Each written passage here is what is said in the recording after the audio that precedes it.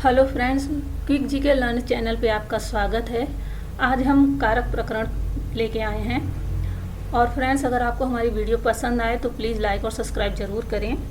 तो चलिए एक नज़र कारक प्रकरण पे डालते हैं। साक्षात क्रियान्वितम कारकत्वम। साक्षात क्रियान्वितम कारकत्वम, क्रिया के साथ सीधे संबंध रखने वाले शब्दों को कारक कहते हैं।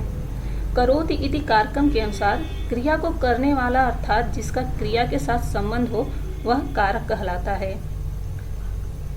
संस्कृत वाङ्मय में कारकों की संख्या 6 बताई गई है। पहला,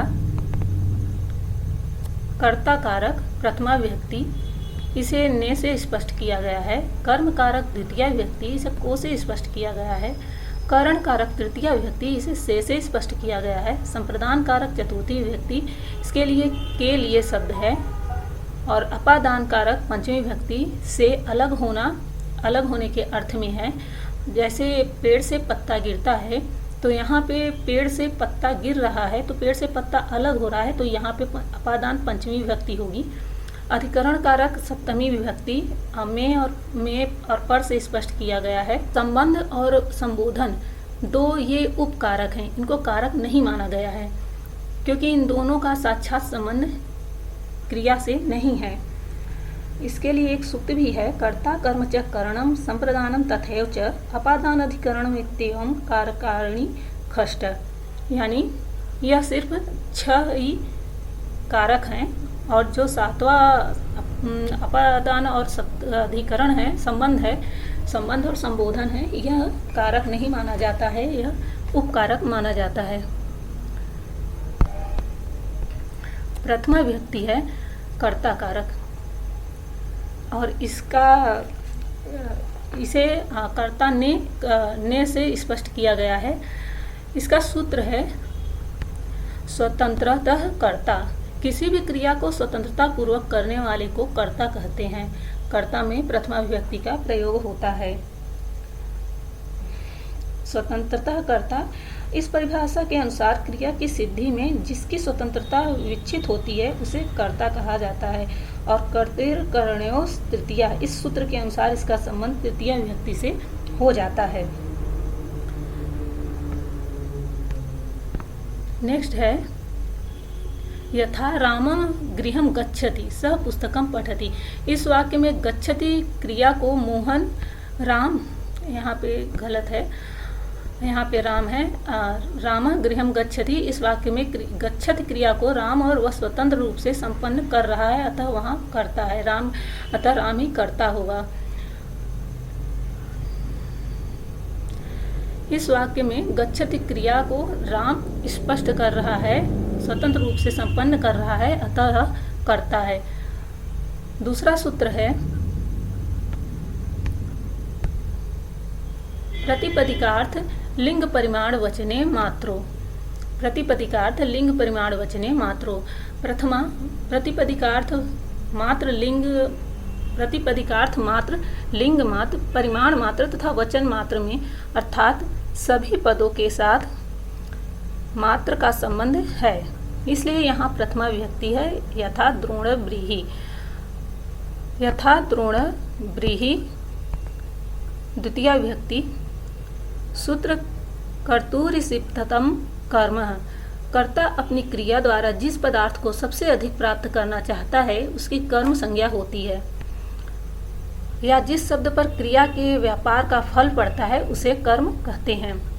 हम रामम पश्यामि, मैं राम को देखता हूँ। इस वाक्य में देखने के व्यापार का फल राम पर पड़ रहा है, अतः रामम में कर्म कारक होगा। इसका सूत्र है अकथितम च, याच मांगना, दुह दुहना, पच पकाना, दंड देना, रुध रोकना, प्रच्छ पूछना, ची चुनना, ब्रू कहना, सास शासन करना, जी जीतना, मथ मथना, मूस चुराना, नी ले जाना, ह्री हरण करना, कृस खींचना और वह वहन करना। इन 16 धातुओं के कर्म में प्रधान कर्म है से जो युक्त संबंध होते हैं उन्हें ही अकथितम कर्म कहा जाता है। था गाम दोग्धि पयः में दोहन क्रिया का कर्म है। यहाँ पे पस से संबंधित है और यह गाय, इसलिए गाय अकथितम कर्म है। तंडुलान ओदनम पचति, वह चावलों से भात पकाता है। यहाँ पे तंडुल कारण कारक है, किंतु उपरोक्त सूत्र से तंडुल में कारण कारक का प्रयोग न होकर कर्म कारक का प्रयोग होगा। नेक्स्ट सूत्र है अकर्मम कधातु वियोगे देशः कालो भावो गंतव्यो अध्वा च कर्म संज्ञक इति वाच्यम। अकर्मक धातुओं के प्रयोग में देश, काल, भाव और गंतव्य मार्ग की कर्म संज्ञा होती है तथा कर्म में द्वितीय विभक्ति का प्रयोग किया जाता है। यथा कुरुन स्वपिति, कुरु देश में सोता है। यहाँ कुरु प्रदेश शयन क्रिया का आधार है, किंतु स्व के अकर्मक होने के कारण कुरु शब्द की कर्म संज्ञा हुई है और कर्मणि द्वितीया से द्वितीय विभक्ति का प्रयोग हुआ है। यहाँ पे देखेंगे करुषिप्ततम कर्म। इस सूत्र के अनुसार कर्ता अपनी क्रिया द्वारा जिसे विशेष रूप से प्राप्त करना चाहता हो उस कारक की कर्म संज्ञा होती है और कर्मणि द्वितीया के अनुसार इसका संबंध द्वितीय विभक्ति से होता है। यथा कुरुन स्वपित्री, कुरु देश में सोता है, जिस प्रकार है। नेक्स्ट है सूत्र अधिसिंह स्थासासम कर्म। यदि सिंह सोना, स्था ठहरना और आस यानी बैठना धातुओं के पहले अधि उपसर्ग लगा हो तो क्रिया के आधार की कर्म संज्ञा होती है। अधिसेते, अधितिष्ठति, अध्यास्ते वा वैकुंठम हरि। हरि वैकुंठ में सोते हैं, बैठते हैं, स्थित है। राजा सिंहासनम अध्यास्ते, राजा सिंहासन पर बैठता है। तो यहाँ पे कर्म संज्ञा होगी।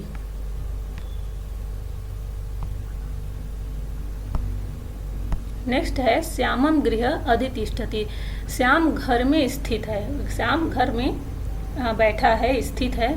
विशेष यदि सिंह, स्था, आस धातुओं से पहले यदि उपसर्ग नहीं होगा तो उनके आधार में द्वितीय का प्रयोग न होकर सप्तमी विभक्ति का प्रयोग होगा। यदि सिंह, स्था और आस धातुओं से पहले अधि उपसर्ग नहीं होगा, यहाँ पे देखिएगा कि यहाँ पे अगर इन धातुओं के पहले नहीं होगा, अधि उपसर्ग नहीं होता है, तब यहाँ पे सप्तमी विभक्ति का प्रयोग होता है। तब यहाँ पे सप्तमी विभक्ति का प्रयोग होता है। इसका सूत्र है अभिनिविष्ट। यदि विष धातु के पूर्व अभि और नि उपसर्ग क्रमशः लगे हों तो क्रिया के आधार की कर्म संज्ञा होती है। यथा स सन्मार्गम अभिनिविष्टे, वह सन्मार्ग पर चलता है, वह सन्मार्ग पर चलता है। सूत्र उपान्ध्यवांगवसः। यदि वस धातु के पूर्व उप, अनु, अधि और आंग आ उपसर्ग लगा हो तो क्रिया के आधार की कर्म संज्ञा होती है। उपवसति, अनुवसति, अधिवसति, आवसति व वैकुंठम हरि। हरि वैकुंठ में वास करते हैं। इसका विशेष है यदि उपवसति का अर्थ भोजन न करना हो तो आधार की कर्म संज्ञा न होकर अधिकरण संज्ञा होगी। नेक्स्ट सूत्र है उभौ सर्वतसो कार्याधिगुपर्यादिषु त्रिपुः उभयतः सर्वतः धिक उपरि अध्याधि अध्योअध। इन छह अव्यय पदों के योग में द्वितीय विभक्ति का प्रयोग होता है। यथा उभयतः कृष्णम गोपा, कृष्ण के दोनों ओर ग्वाले हैं। नेक्स्ट सूत्र है अभितः परितः समया निक्सा हा प्रतियोगे अपि। अभितः दोनों ओर, परितः सभी ओर, समया समीप, निक्सा निकट, हा हाय, प्रति एक। इन छह अव्ययों के योग में भी द्वितीय विभक्ति का प्रयोग किया जाता है। ग्रामम अभितः राजमार्गम अस्ति, गांव के दोनों ओर सड़क है। देवालय परितः पुष्पाणि सन्ति, मंदिर के चारों ओर पुष्प है। यहाँ दोनों ओर और चारों ओर यहाँ पे द्वितीय विभक्ति का प्रयोग हुआ है। अंतरा त्वाम माम हरि, तुम्हारे और मेरे बीच में हरि है। ज्ञानम अंतरेण नैव सुखम, ज्ञान के बिना सुख नहीं है।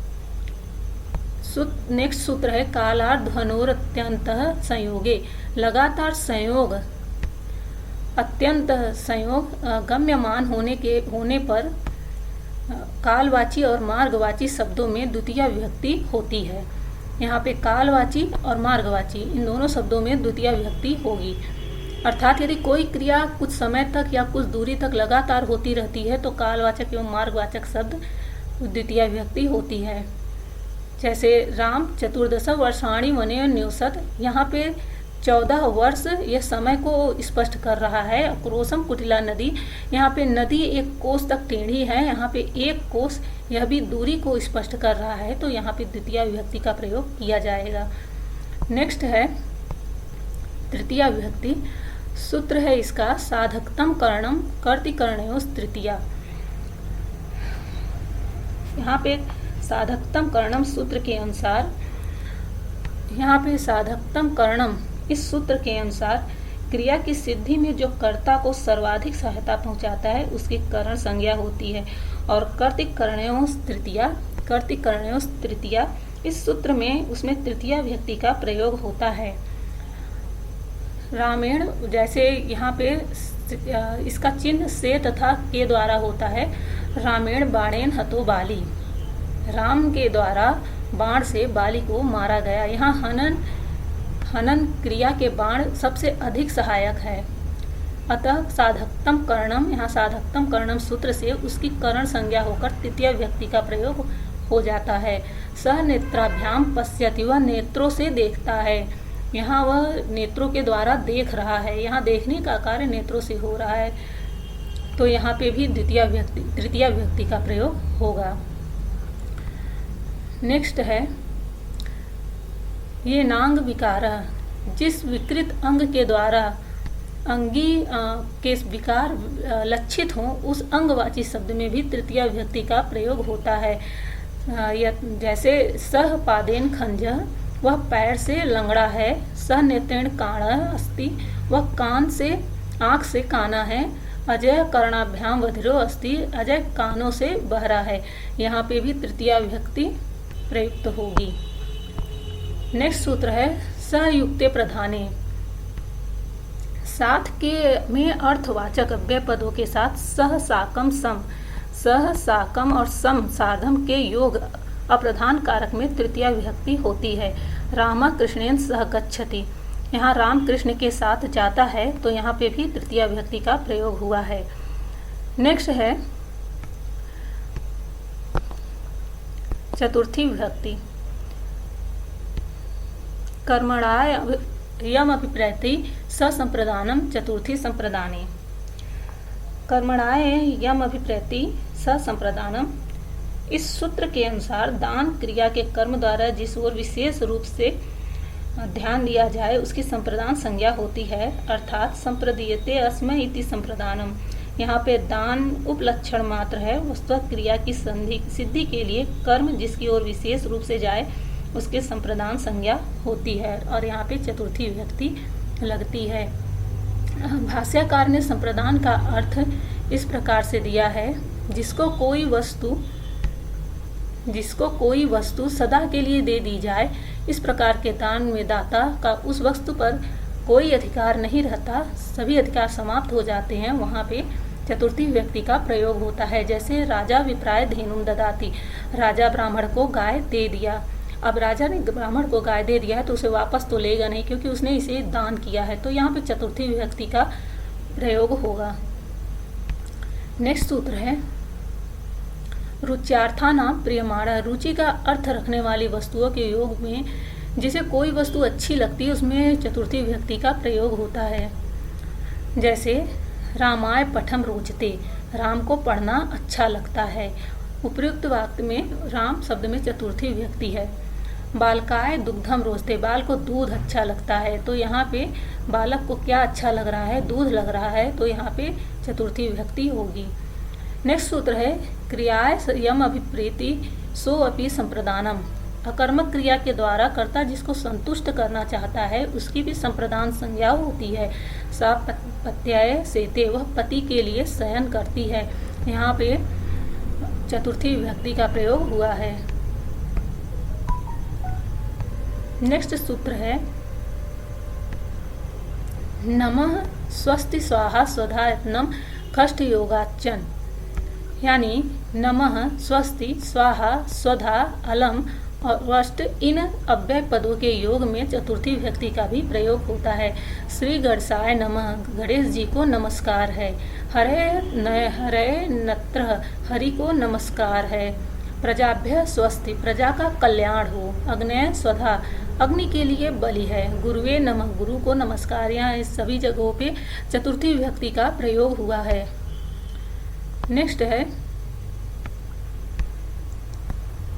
नेक्स्ट सूत्र है क्रुद्ध ध्रुयस्यार्थानां सूयार्थानां यह प्रतीकोप। क्रुद्ध यानी गुस्सा होना, द्रुह यानी शत्रुता करना, ईर्ष्या करना और आदि समानार्थक धातुओं के योग में जिस पर क्रोध किया जाता है, द्रोह किया जाता है, ईर्ष्या की जाती है, असूया की जाती है, उसमें चतुर्थी विभक्ति का प्रयोग होता है। पंचमी विभक्ति देखते हैं। सूत्र ध्रुवम पाये अपादानम, अपाय का अर्थ होता है अलग होना। यहाँ पे अलग होने के अर्थ में जो क्रिया में जो पदार्थ होता है अभिभूत होता है, अर्थात जिससे अलगाव स्पष्ट होता है, उसकी अपादान कारक संज्ञा होती है। इसका सूत्र है अपादाने पंचमी, अपादान कारक में पंचमी विभक्ति होती है। ध्रुवम पाय अपादानम, इसमें यहाँ पे ध्रुव की अपादान संज्ञा होगी तथा अपादान पंचमी, इस सूत्र से अपादान कारक में पंचमी विभक्ति का विधान हो जाएगा। उदाहरण है यथा वृक्षात पत्राणि पतन्ति, वृक्ष से पत्ते गिरते हैं। सग्रामात आपणम गच्छति, ग्राम से बाजार जाता है। सूत्र, इसका नेक्स्ट सूत्र है जुगुप्सा विराम प्रमादार्थानाम उपसंख्यानाम, जुगुप्सा घृणा विराम रुकना, प्रमाद असावधानी। अर्थों वाली धातुओं के योग में इनके विषय अर्थात जिस वस्तु से घृणा आदि हो की अपादान संज्ञा होती है। यथा पापात जुगुप्सते, वह पाप से घृणा करता है। रामा सत्यात न विरमते, राम सत्य से नहीं हटता है। मोहन धर्मात प्रमाद्यति, मोहन धर्म से प्रमाद करता है। इन सभी में पंचमी विभक्ति का प्रयोग होगा। नेक्स्ट सूत्र है भित्रार्थानाम भय हेतु, जिससे डरा जाता है, जिसकी रक्षा की जाती है, उसमें पंचमी विभक्ति होता है। नेक्स्ट सूत्र है पृथ्वी विघ्ना नानाभिस्तृतीया अन्य तरस्याम, पृथक, बिना और नाना शब्दों के योग से द्वितीया या तृतीया अथवा पंचमी होती है। यहाँ पे पृथक, बिना, नाना शब्द के योग से द्वितीया तृतीया पंचमी विभक्ति होगी। यथा दशरथ रामम रामेण रामान व पृथक जीवितुम ना समनोत्र, दशरथ राम के बिना जीवित नहीं रह सकते हैं।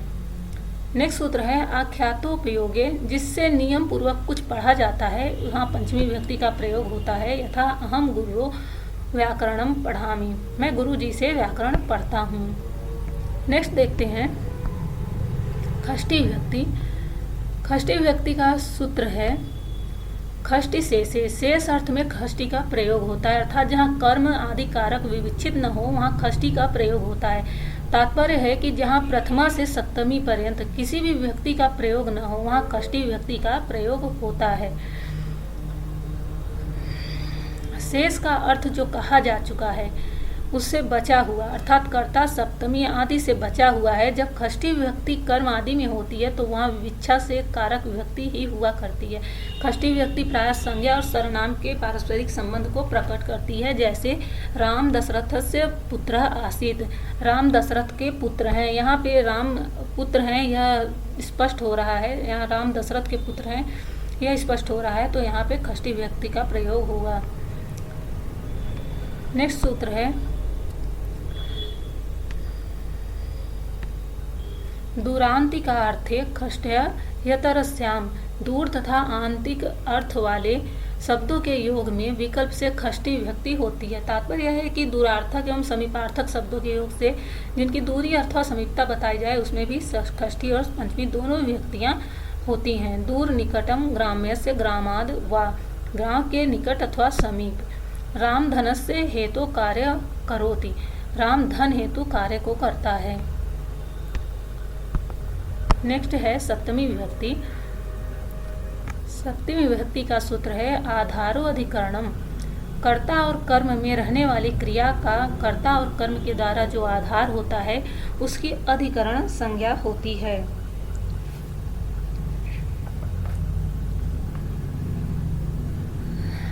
इसका सूत्र है सप्तमी अधिकरणे च। अधिकरण कारक में सप्तमी विभक्ति का प्रयोग होता है।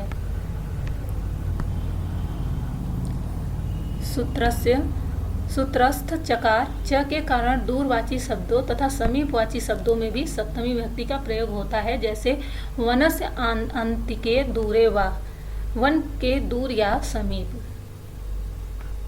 नेक्स्ट देखते हैं बालकः विद्यालय पठति। बालक विद्यालय में पढ़ता है। यहाँ पे सप्तमी विभक्ति का प्रयोग हुआ है।